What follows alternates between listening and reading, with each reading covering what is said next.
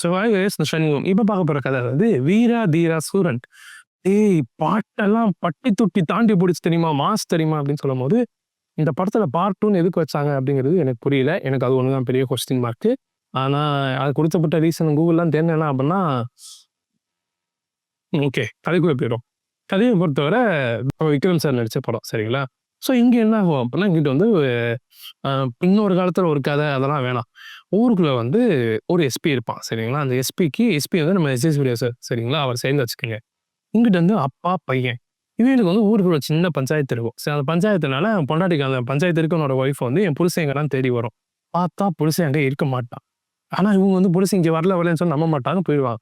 அப்புறம் போய் பார்த்தா பொண்டாட்டி திடீர்னு காணா, பொண்டாட்டி பிள்ளைங்க காணா பேரும் புருஷன் போயிட்டு கேஸ் கொடுத்துருவான் போலீஸ் ஸ்டேஷனில்.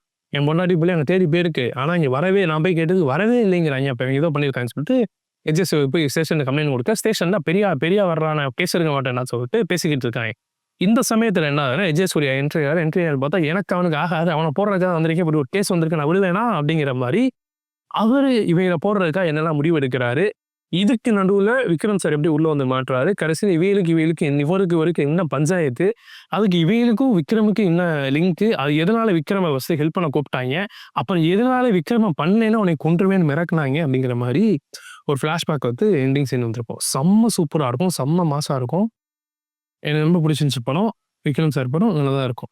அது end of the day Vikram sir படம்னால ஓடல என்னங்கிறது தெரியல. ஆனால் கதை சூப்பரான கதை, என் தலைவன் மாஸ் பண்ணியிருப்பாரு.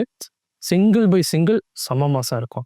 ஸோ சேனல் சர்வீஸ் பண்ணாமல் பாருங்கள். இதே மாதிரி நல்ல வீடியோ வந்து பார்க்குறேன். அது வரைக்கும் தடவை.